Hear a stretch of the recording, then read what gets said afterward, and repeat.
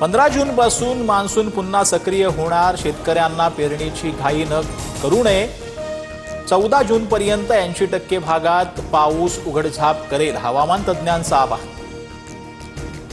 ईशान्य भारताला पावसाचा जबर तडाखा. मणिपूरच्या इम्फाळमध्ये जनजीवन विस्कळीत.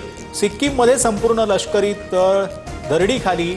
आतापर्यंत 37 जणांचा मृत्यू. 3 लष्करी जवानांचा समावेश. 9 अद्याप बेपत्ता.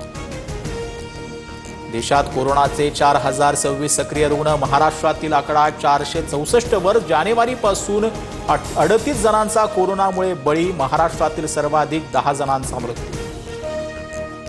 कर्नाटकच्या विजयपुरातील कॅनरा बँकेत देशातला सर्वात मोठा दरोडा. बनावट चावीद्वारे बँकेतील तब्बल 52 किलो सोनं चोरट्यांकडून लंपास.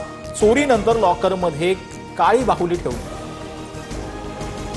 न्यायाधीश यशवंत वर्मांविरोधात अधिवेशनात महाभियोग आणला जाणार. मंत्री किरेन रिजिजू सर्वपक्षीय नेत्यांशी बोलणार. सूत्रांची माहिती. न्यायाधीश यशवंत वर्मा यांच्या घरी जळालेल्या अवस्थेत आढळली होती रोकड.